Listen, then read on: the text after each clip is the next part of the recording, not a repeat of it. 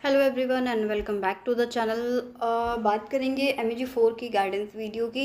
बहुत दिन से आप लोग कमेंट कर रहे थे कि MEG4 का गाइडेंस वीडियो अपलोड हो। तो अगर हम MEG4 की बात करते हैं तो सबसे पहले मैं आपको बोलूँगी कि आप PYQ को एनालाइज करो। मैंने MEG4 का नंबर 1 क्या करना है, आपको PYQ पे काम करना है।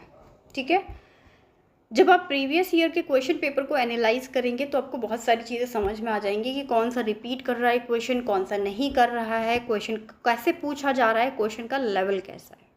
ठीक है, तो सबसे पहले PYQ को देखना है। मैंने अभी वीडियो अपलोड की थी रिसेंट PYQ, मतलब कि जून 2023 के PYQ की, और उससे पहले की वीडियोस चैनल की प्लेलिस्ट में मिल जाएंगी। आप जाके विजिट करेंगे तो आपको इजीली मिल जाएंगी।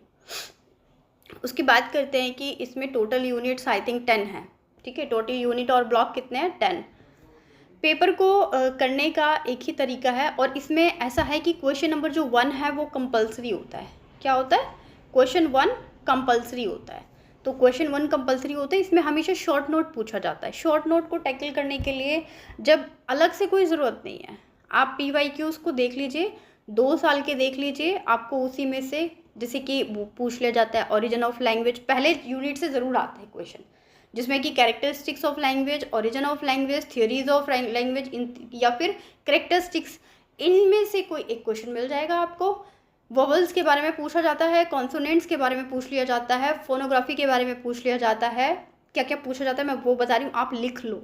ठीक है, फंक्शन ऑफ लैंग्वेज के बारे में पूछ लिया जाता है, मॉर्फोलॉजी क्या होते हैं, फोनीम्स क्या होते हैं, ज़्यादातर इन्हीं पे रिपीटिशन क्वेश्चन बनते हैं। बाकी आप चैनल की प्लेलिस्ट पे जाइए, PYQ देख लीजिए, 2-3 सालों के चैनल पे अपलोड है, तो आपको काफ़ी हेल्प मिल जाएगी। ठीक है, अब एक बात करते हैं कि ठीक है, PYQ आपने देख लिया, क्वेश्चन नंबर 1 कंपलसरी है। क्वेश्चन नंबर 1 को छोड़ के पूरे पेपर में से आपको कोई भी 4 क्वेश्चन करने हैं। ठीक, अब 4 क्वेश्चनों में आजकल ना MEG4 मतलब कि एस्पेक्ट ऑफ लैंग्वेज बुक का जो क्वेश्चन बन रहा है वो थोड़ा सा लैंग्वेज को चेंज कर रहा है एग्जामिनर। पहले बहुत सिंपल सिंपल क्वेश्चन पूछ लेता था, अब उन्हीं क्वेश्चनों को घुमा घुमा के पूछ रहा है। क्वेश्चन का आंसर वही होगा लेकिन वो घुमा रहा है क्वेश्चंस को। तो कीवर्ड्स को पकड़ना है, जैसे कि वोवल्स और कॉन्सोनेंट की बात हो रही है तो अब समझ जाइए, स्टेटमेंट में कुछ भी घुमा फिरा के लिखा हो लेकिन आपको वोवल और कॉन्सोनेंट के बारे में बताना है। फंक्शन ऑफ लैंग्वेज की बात हो रही है, या फिर चेंजेस इन इंग्लिश लैंग्वेज, वहाँ पे क्या बताना है। तो देखो, हमने किया था ना ओल्ड इंग्लिश, मॉडर्न इंग्लिश और मिडिवल इंग्लिश का टाइम पीरियड किया था, तो उसको मिक्स करके आंसर लिख देना है। तो क्वेश्चन को घुमा घुमा के पूछ रहा है, लिखना आपको वही है। इसीलिए मैं आपको बोल रही हूँ PYQ पे जाओ, उसके क्वेश्चंस को अपनी कॉपी में अपने प्यारे प्यारे हाथों से लिखो, उसके बाद आप देख पाएंगे। डन, ये हो गया एक काम। दूसरी बात है, MEG4 की जितने भी वीडियोस हैं चैनल पे अपलोडेड हैं, आप चैनल पे जाओ, एक एक यूनिट पकड़ो, करना शुरू कर दो। एक तो ये तरीका है, या फिर PYQ पे जाओ, जो आपने अपने सुंदर सुंदर हाथों से लिखे हुए हैं ना, उन क्वेश्चनों की वीडियोस, सभी क्वेश्चनों की वीडियोस चैनल पे अपलोड है।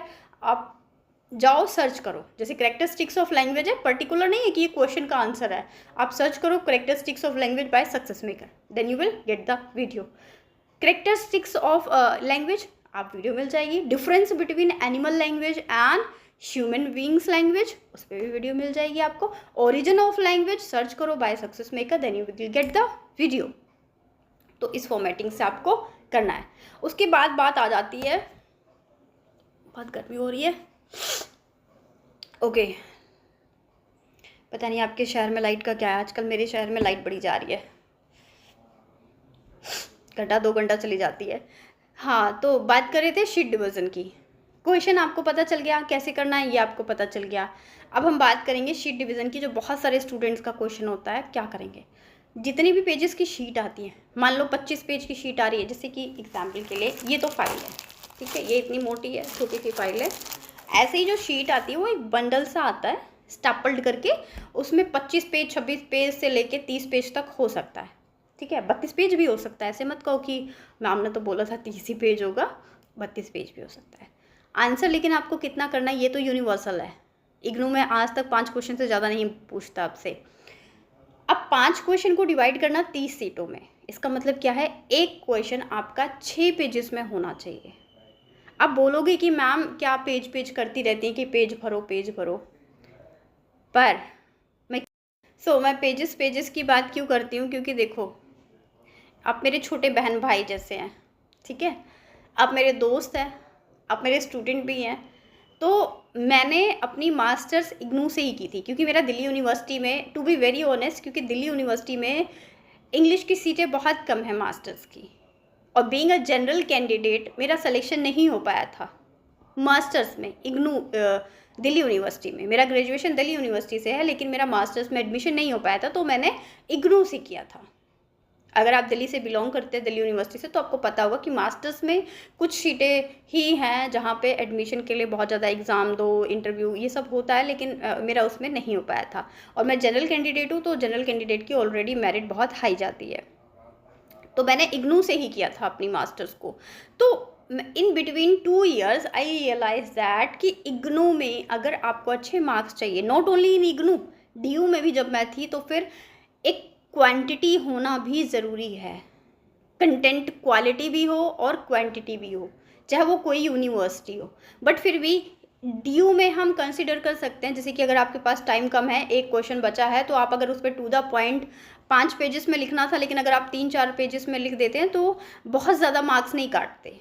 लेकिन इग्नू में आपके मार्क्स बहुत कटते हैं, ठीक है। तो इसीलिए मैं बार बार बोलती हूँ कि क्वालिटी पे भी फोकस करो, क्वांटिटी पे भी फोकस करो। आपको लिखना ही लिखना है उतना।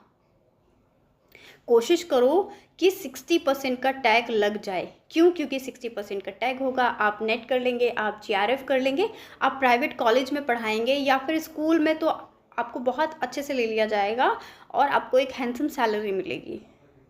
आई am also teaching in offline academies, so मैं इसीलिए आपको बोल रही हूँ कि 60% का टैग चाहिए, तो आपको इस तरह से आंसर लिखना है, क्वांटिटी भी देनी है, क्वालिटी भी देनी है, समरी आपके माइंड में चलनी चाहिए, सारे टॉपिक्स को, पीवाईक्यू को देख लो। अब बात आ गई, ठीक है, शीट डिवीज़न हो गया, मार्क्स मैंने आपको बता दिया, क्वेश्चन नंबर 1 कंपलसरी होता है, बाकी कोई भी 4 क्वेश्चन करने होते हैं, पीवाईक्यू को विजिट करना है, ओके।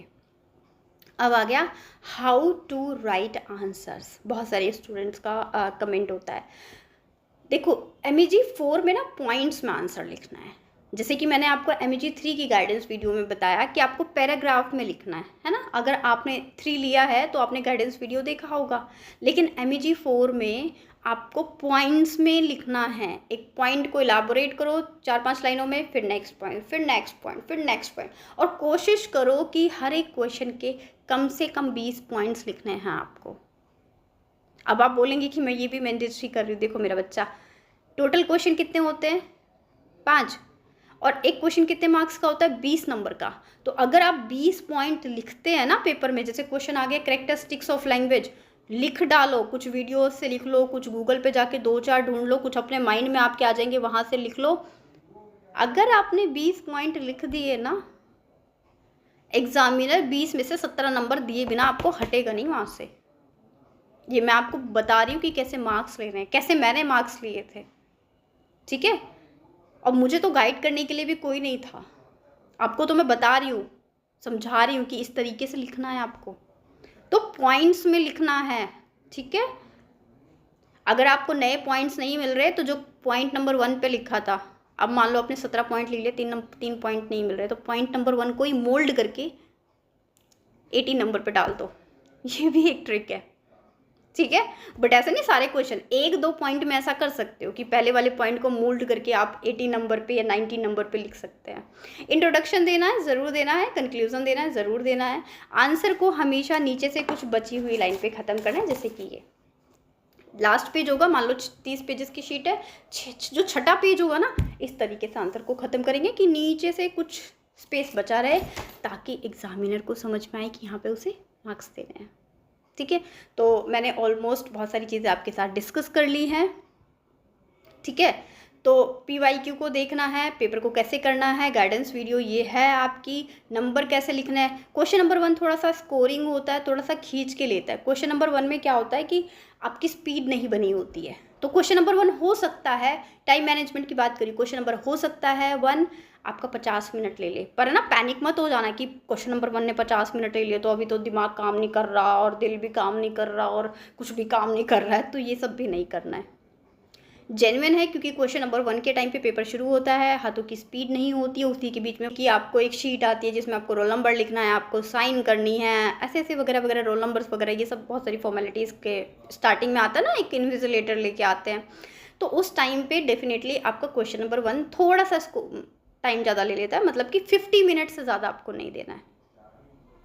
मैं आपको एक और सजेशन देती हूँ कि पेपर करते टाइम घड़ी को हाथ में ना बांध के ना आप टेबल पे रख देना, ऐसे सीधा, जहाँ आप पेन वेन रखते हैं ना वहीं पे घड़ी को खोल के ऐसे रख देना। उससे क्या बेनिफिट होगा, जब आप पेपर करते रहेंगे ना आप ऐसे नज़र मिला के देख सकते हैं, ठीक है, क्योंकि हाथों में बार बार ऐसे ऐसे करने से ना वो डिस्ट्रैक्शन होता है। आप लिख रहे हैं फिर आप ऐसे देखेंगे, आप लिख रहे हैं फिर आप ऐसे देखेंगे, इससे डिस्ट्रैक्शन होता है, आइज डिस्ट्रैक्शन। तो ये मेरा पर्सनल सजेशन है क्योंकि मैं ऐसे ही करती हूँ। अगर आप कंफर्टेबल है तो आप ऐसे कर सकते हैं। मैंने आपके साथ अपना एक एक्सपीरियंस शेयर किया। मैं आज भी अगर कोई एग्ज़ाम पेपर्स चेक करती हूँ या जिसमें टाइम की बहुत मैंडेटरी है तो मैं अपनी घड़ी निकाल के टेबल पर रख देती हूँ।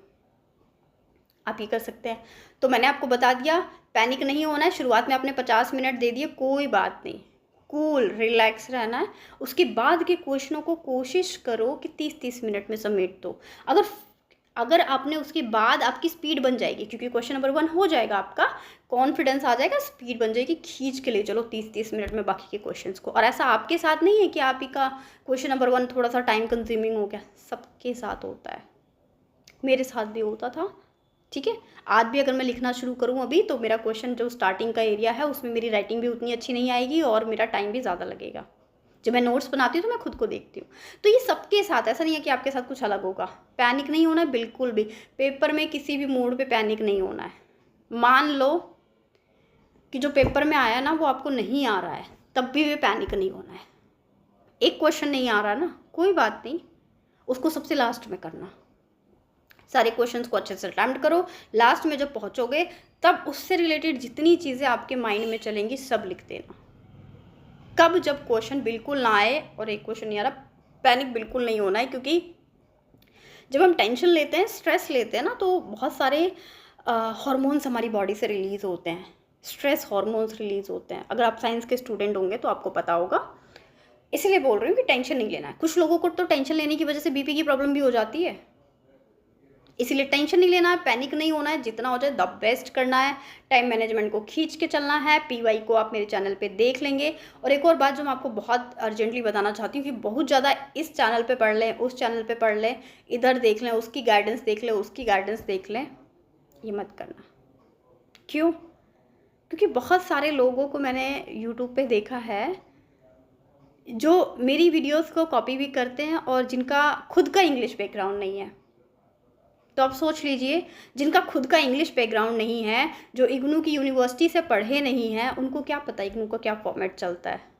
मैंने दिल्ली से ग्रेजुएशन किया है और पीजी मैंने इग्नू से किया है, तो मुझे दिल्ली यूनिवर्सिटी का भी पूरा एक्सपीरियंस है और इग्नू यूनिवर्सिटी का भी पूरा एक्सपीरियंस है। तो मैं आपको जो भी चीज़ें बता रही हूँ वो सब आपके काम की हैं, उनको फॉलो करो और उससे बेस्ट आपको कहीं नहीं मिलेगा।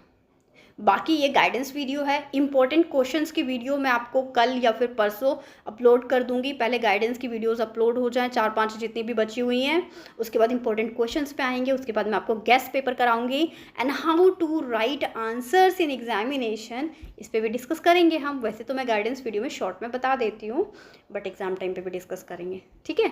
तो स्टे कनेक्टेड। कोई और कमेंट हो जो मैंने इस वीडियो में एक्सप्लोर ना किया हो तो आप मुझे कमेंट कर सकते हैं, आप पूछ सकते हैं, आपके मैसेज का रिप्लाई होगा। एंड अगर आप नए हैं तो चैनल को सब्सक्राइब कर लो, अपने दोस्तों के साथ शेयर करो। देखो, इस फैमिली को 51,000 से 1 लाख तक पहुंचाने की जिम्मेदारी आपकी है।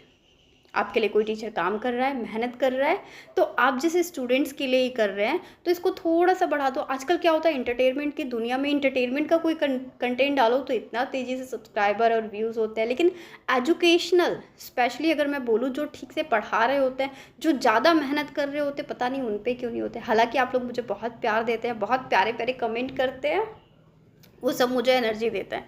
आपकी कमेंट्स मुझे एनर्जी देते हैं। अगर आप बोलते ना मैम बहुत अच्छी क्लास थी, एक बॉडी में लगता है कि एनर्जी का सर्कुलेशन हो गया, ब्लड सर्कुलेशन की जगह पे। तो कमेंट करना बिल्कुल ना भूलें, प्रॉब्लम्स को ज़रूर लिखें, ज़रूर मेरे साथ शेयर करें, क्योंकि सोल्यूशन आपको मिल जाएगा।